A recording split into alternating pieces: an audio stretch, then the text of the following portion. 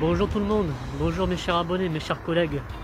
Alors aujourd'hui, je suis chez Mazel, il fait un temps magnifique, il fait un temps ensoleillé et c'est l'occasion d'aller faire une balade.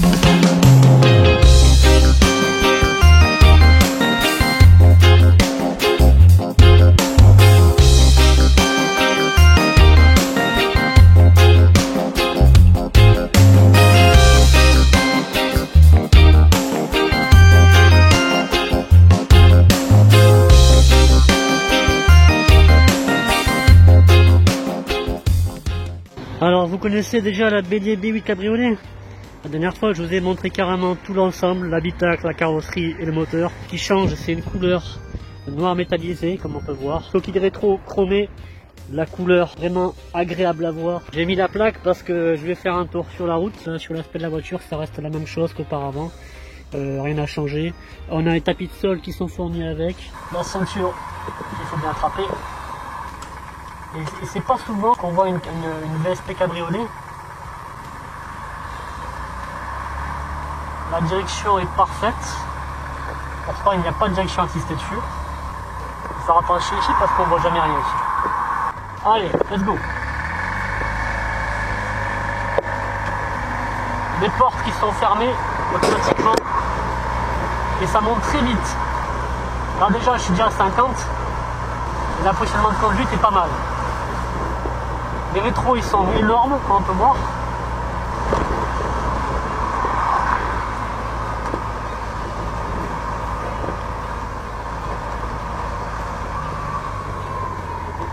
Le frein par contre c'est pas trop ça je trouve.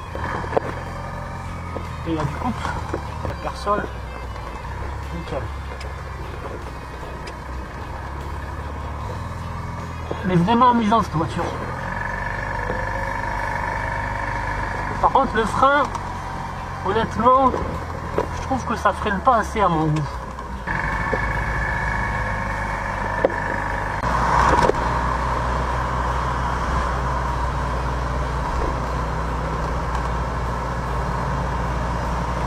On va laisser passer le moteur.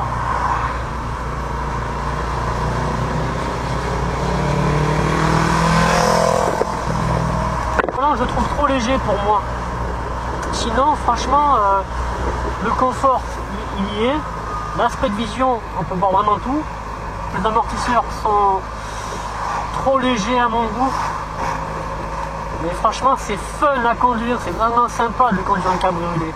Une chose, je préfère la version avec l'option de la calandre empruntée de chez Peugeot. Et elle à partir de 17 000 €.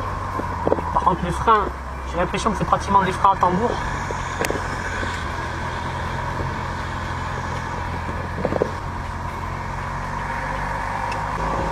Je leur dis un grand merci à Mazel, un pur régal cette voiture. La pointe, j'en suis sûr et certain, quand on a des brides, elle doit être excellente. L'ergonomie est acceptable. Le même système d'haut-parleur en fait, le même système qu'on retrouve pour le téléphone comme sur la GS50.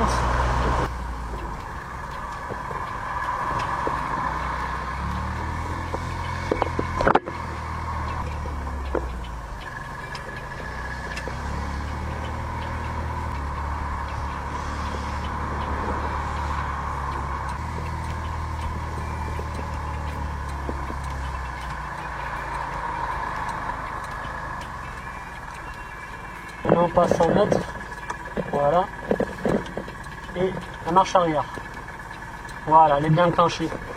Quand elle est neuve la voiture, on a un peu du mal à, regardez, voilà, c'est ça je parlais, on a un peu du mal à enclencher la vitesse, et on voit la caméra de recul, on peut voir ici, mettre, et drive.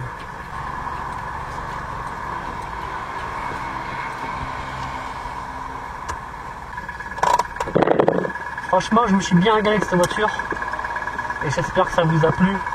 Alors, qu'est-ce que je peux dire sur la Bélier B8 Cabriolet? Je la trouve sympa, fun à conduire, direction vraiment efficace, agréable à prendre en main. Puis au niveau de l'ergonomie qui est pas mal, avec sa couleur noire métallisée et ses chromes qui lui donnent carrément un ensemble. Du confort, franchement, pour moi ça a été agréable. Il fallait que je m'habitue au niveau de l'archet. Des sièges qui sont agréables, qui sont assez confortables. La copie de la Fiat 500, facile à se garer, facile à faire des créneaux. Je dirais que la boîte, de temps en temps, comme il y a 2 câbles et quand la voiture est neuve, d'après le mécanicien, de temps en temps ça arrive que la vitesse ne passe pas, c'est-à-dire qu'on accélère dans le vide. J'ai l'impression que au niveau du volant, je le trouve trop léger pour moi, c'est-à-dire quand je conduis, j'ai l'impression que la voiture se déporte. Je pense aussi par rapport à son poids, c'est au niveau de la vitre. Il n'y a pas de la vitre au niveau côté chauffeur, c'est-à-dire un aspect contrôle pour contrôler la vitre côté passager. Et franchement, ça m'a un peu alarmé. Sinon, les finitions, honnêtement, ça va. Hein. Je trouve que c'est pas mal réussi. Le tableau de bord est bien soigné. Le compteur, c'est le même compteur qu'on retrouvait à l'époque sur la Highland X. Et honnêtement, ça lui va très bien. Par contre, le logo B8 qui est au milieu, je trouve que c'est un peu dommage. Ils auraient pu mettre un espèce de range lunettes ou de petits compartiments face cachée. Je dis pas de bêtises, c'est un tableau de bord de chez Peugeot. Et au centre, il devait avoir l'ordinateur de bord. Camoufler ça avec le logo B8. Pour une personne qui fait 1m80, 1m90, ça doit être assez compliqué quand la capote est mi-archée.